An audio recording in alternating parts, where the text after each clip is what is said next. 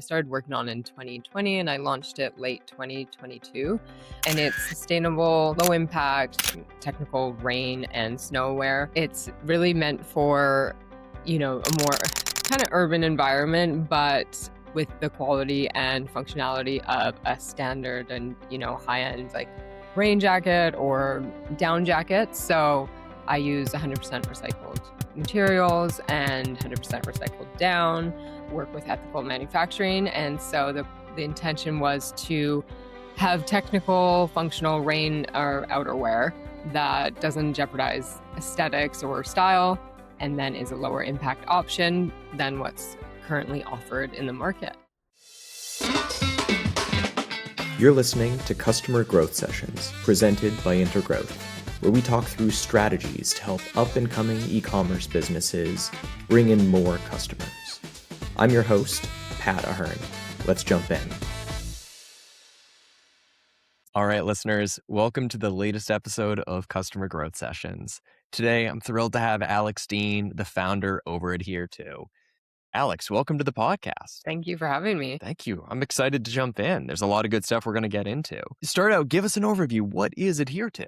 Adhere To is to put it simply, a low impact outerwear brand that I launched. I started working on in 2020 and I launched it late 2022.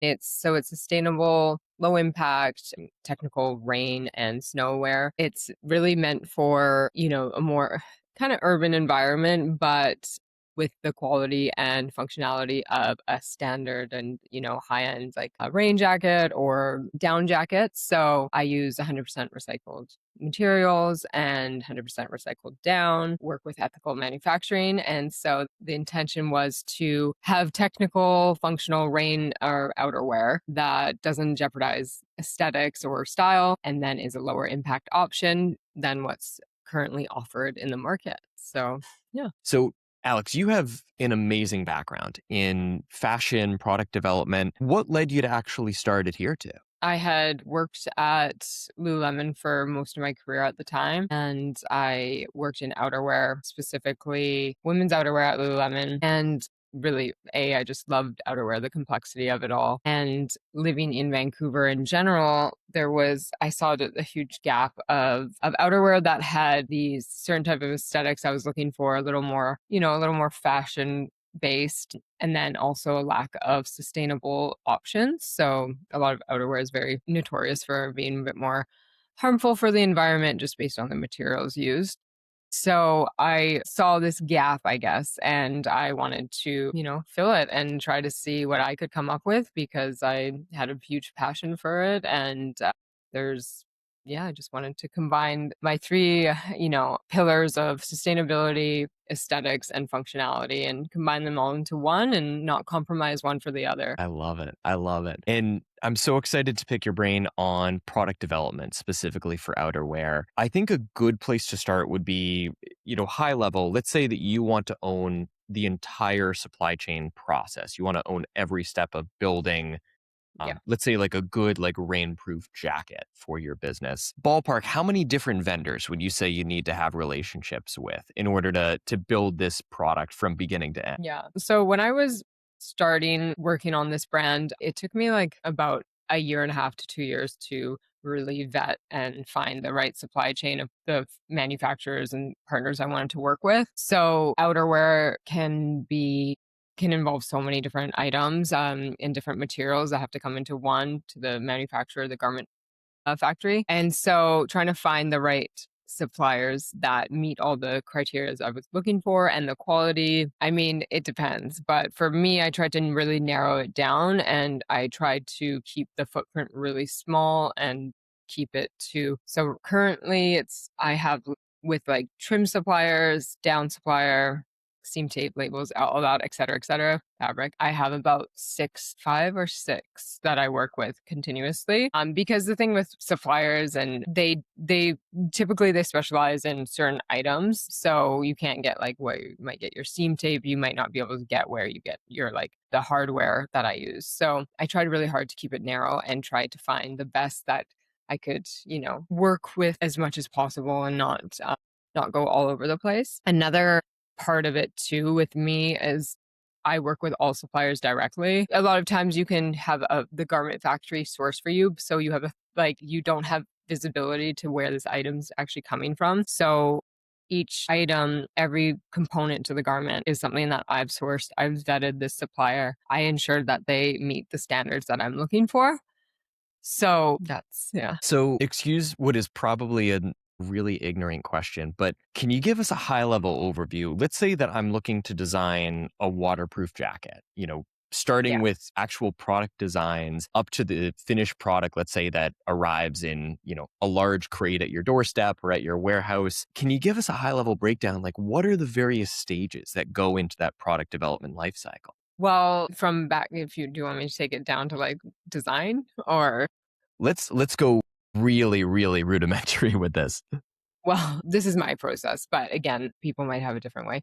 I mean, it starts from really just like hand drawing, sketching, the idea forming, first of all, and wherever that comes from. I think a lot of my inspiration comes from really being out in the world, like whether I'm out in nature, whether I'm hiking or just like out and traveling and being in different cities. And a lot of music actually inspires a lot of it as well. So anyway, so get the get the idea, and then I it turns into sketching and just doing just some research on what's in the market, what's not, making sure that there's nothing that I'm diving into that's saturated, and then turn that into a technical drawing on Illustrator. And then the technical drawing expands into a tech pack. So I will call out all the details, all the stitch types, the fabrics. Well, I guess simultaneously, I'm also finding the right materials I'm using. So the right fabric, pairing that together. I get all the materials sorted of what I want to use. And then the tech pack, you're building out specs. So measurements, all the details. So any detail you see, any like pocketing, everything, it's called out. And then I work with this amazing pattern maker. So I'll take either if I have a idea for fit or some parts of fit that I want. So I started, and this is a learning curve too, of just in general, like working with a really amazing pattern maker is a very, very essential thing that I learned. I knew it, but then it's just like a thing that people might skip out, or because factories do offer pattern making. But when you're doing with really intricate pattern making and outerwear and like nothing, the seam lines are not a standard fit, it's great to work with a really advanced pattern maker. So we work together, create some mock-ups in the city here in Vancouver. And then at the same time, once I have all the materials that I want to use, I place sample yardage orders, get it sent to the factory. I sent the tech pack to a factory, my garment factory, get like a costing exercise. And share that with the garment manufacturer once they get all the sample yardage. And I've sent them this package of my very detailed technical drawing, all the items used, a bill of material, measurement specs, and sometimes a pattern, depending on if it's going off of a new style or if it's something they've worked on previously with me. Then garment factory gets everything. They prepare the sample, send it to me, and I fit it and review it. And then there's a fit adjustments. Typically, maybe design lines change, maybe some components or the trims might change or whatever it might be. Give a very detailed and visual comments back to them. And then they do another prototype. And then we go into a size run stage eventually. So size run is seeing every size of the grade that I offer. So I offer extra small to extra large right now. So they'll do every size. So you make sure that everything grades from the smallest size to the biggest size to make sure all the design lines and everything is, it looks good. Nothing's too wonky or anything. Let's say that you bring someone onto the team and you start to hand off product development to them. What are the steps of that process that you just described that you would envision them being most likely to screw up? There's so many moving parts. I think that's the thing that's so interesting about being very like a smaller company, but then doing a complex product, because there's so many moving components and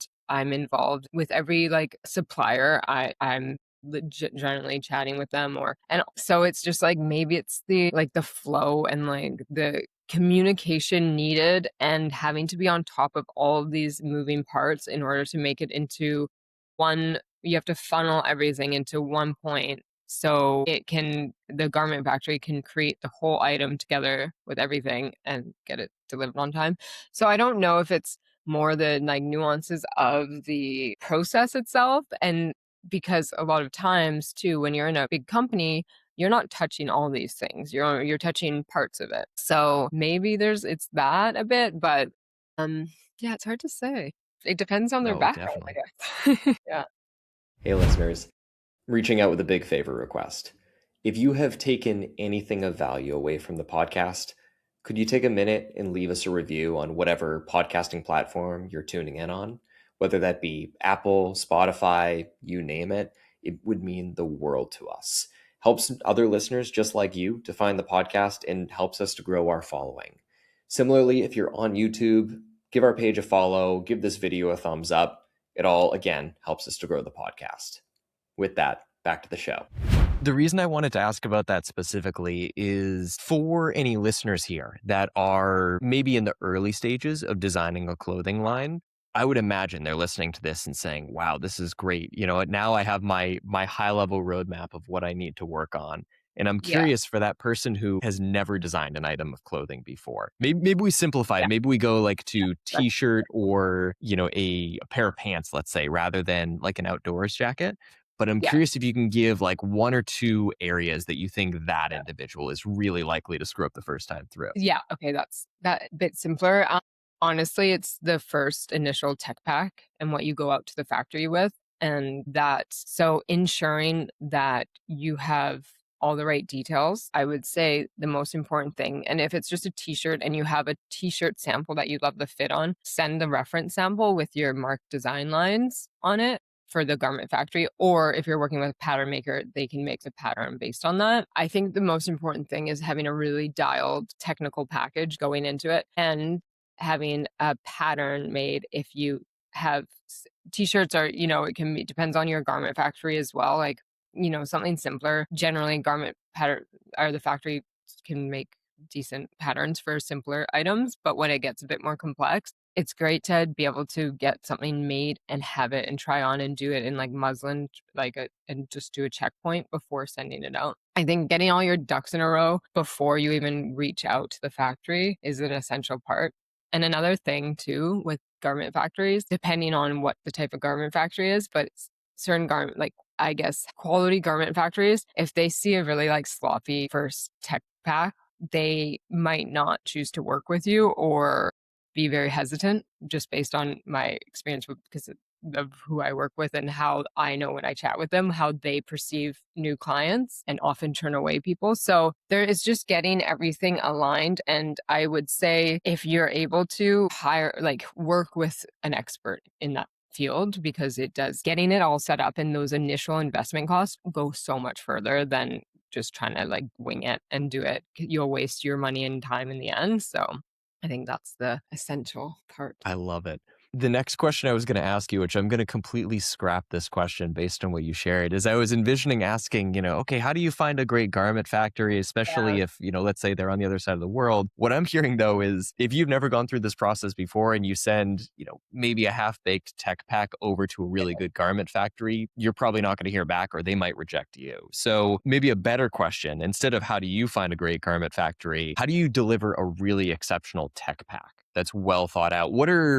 And I know that's probably a really challenging question, but what are some of the details that are really important to nail down within that tech? Yeah. So, I mean, I'd say it's accuracy. So, okay. If you're doing, let's keep it simple, I guess. If you're doing a t-shirt, it's just I basically, take your t-shirt and you just want to make sure all the drawing, the stitching, all the components that are on that t-shirt are identified. And you call out what type of stitch everything is, call out where, say, if there's any design line, any detail embroidery, you call out everything. You give the artwork for the embroidery that you've created to scale. Just trying to provide all the details accurately. And then if you're not providing a pattern, at least a measurement chart. And again, I always say if you're not providing a pattern and you want the factory to make the pattern, which it happens often, providing like a reference sample that is your base size for the sample size. So yeah, I think it's just being as accurate and detailed as you can without and clear. I guess often we're like our language, you're communicating visually. So not too much, being very clear visually is the most important thing, I'd say. Interesting. And so one of the things you had mentioned a minute ago was if you're going through this process and you're maybe not 100% confident in what you're doing, hire a consultant, hire a freelancer who can help you out with this. Yeah. I'm curious, and you tell me which is a better question. One, where I can go to find someone who offers this as a service, or two, what sort of maybe job title they would describe themselves as so I could start to find them. Yeah. I mean, you can go to the freelance websites. Like, I don't know what, if it's honestly, I find going through LinkedIn is better. So I'll search, say if I was looking for someone like that, I would search within LinkedIn, and this is how I would do it personally. I would search product developer or product developer freelance, or freelance technical design garment designer. I think it's good to have garment in there or clothing in there, just because product obviously can be various things. And yeah, and generally that's going to be your best way. I'd say you can look at the history, their work history too, the quality of the work, and you can see where they oftentimes people have a portfolio and show you their type of work. They'll have a website. I find it's just like a more trusted source in a way of quality work to me. I don't know, that's my experience, but kind of that's how I would do it. I love it. I love it. So let's get back to the production process. So where we left off, and cut me off if I'm misremembering, but you send your tech pack and a lot of these other items to the garment designer. It sounded like they design the first couple of sets. You try, if I understood correctly, you try them on. Well, here, you tell me, because I want to make sure that I'm letting you control this part. Yeah. So the tech pack is ready and all the designs fleshed out on my end. So then I submit it to the manufacturer factory.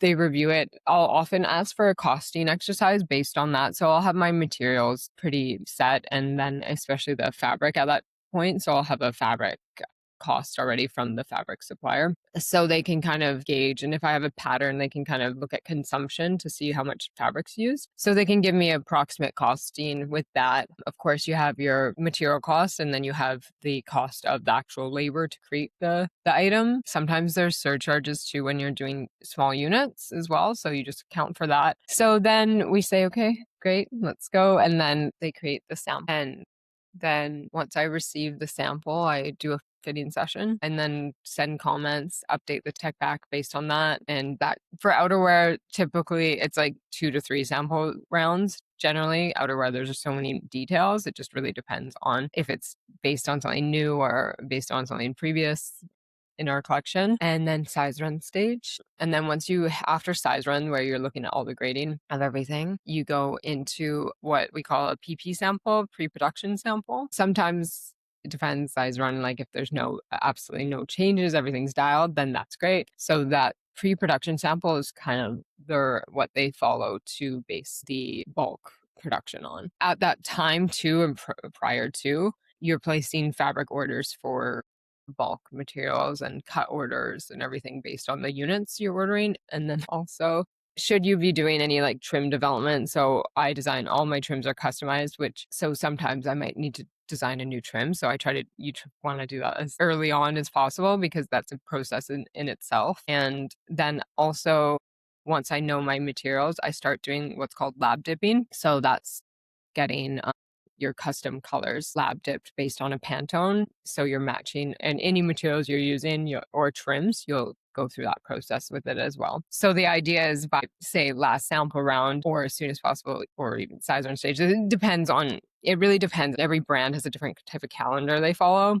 but your idea is like at a certain stage, everything's ready so they can place the bulk production order of materials and then get it to the factory. Most e-commerce owners I talk to describe their revenue the same way. Great months, followed by terrifying ones with no real idea of what's coming next.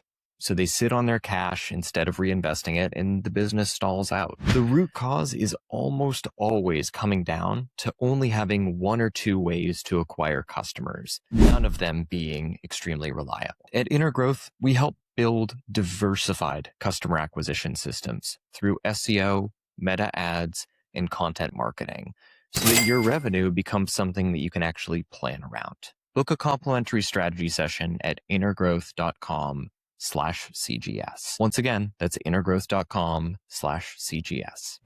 There is so much meat in there. I would love to dive deeper into all those items. I know we have a couple things in sustainability that we need to get into first, but that is an amazing overview. Thank you for sharing that.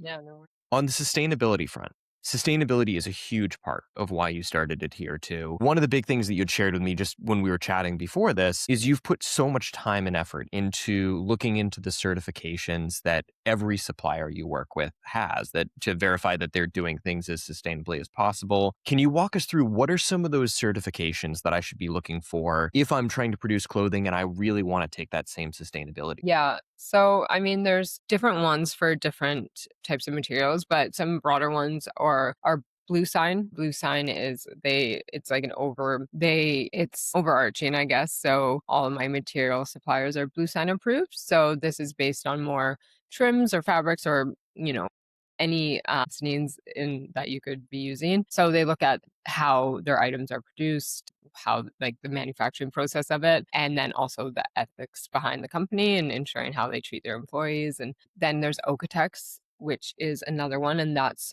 for more for how, like, say it's like dye or materials in the sense of how the materials are created, the type of dye they're using, and with like fabrics, ensuring that things are there's no like harmful or toxic chemicals used. There's GRS and that's global recycling standards. So that's another one we use. So ensuring, like, say, all of our fabrics, they're recycled materials. So it's all GRS certified. So that's ensuring that the items are actually coming from where they're coming from. They're actually recycled. They're not just saying it's recycled, and how they collect the whatever materials, whether it's like previously used fabrics or if it's like, say, plastic bottles it's ensuring that the quality and where they're coming from is actually recycled and to standard. There's a lot of different ones, and there's another one, World Accredited Responsible WARP. It's with like manufacturers, so like the garment manufacturer. So it's for like like the standards and ethics of how they treat their employees and also how they run the facilities. So ensuring, like with the garment factory, ensuring there's like they use the lowest energy consumption. There's like smart lighting. There's all the things within the facility for lower impact stance and more sustainable. And then the bigger thing too is how they treat their employees. And so that's another one. There's like quite a few, but these are the ones that I've focused on. I feel like there's some other ones too, but that's the top of my head right now that are the biggest ones to me. So, and another thing too, like if you're able and if you're a larger company, you can get it like your factory like garment factory audited. Oftentimes though, there's a lot of that you can get audit reports as well. And then there's a other few that we also follow and ensure that companies have. So it's just a good baseline, I think, and it's important for every brand to follow that. I think there's no reason not to. Well, Alex, this has been amazing. Let's say, first of all, listeners that want to follow Adhere To, where can they go to find you guys online? Instagram, it's just Adhere To Studios, Adhere, ADHERE Studios. I love it. I have TikTok, but I'm being very bad at posting on it. So I'd say Instagram is better. What about if I want to buy any Adhere To like outerwear? Where can I buy your products? Yeah, just on our website. It's just www.adheretostudios.com. Brilliant. Yeah. Once again, listeners, this is Alex Dean, the founder over at Adhere To. Alex, thank you for coming on. Thank you so much. Thanks for tuning in to Customer Growth Sessions. If you found it helpful, subscribe and give us a review. It helps us to grow the show. Looking for more SEO guidance on how to grow your business? Contact us at intergrowth.com/estimator or email me directly. You can reach me at pat@intergrowth.com. That's all for today. We'll see you again soon.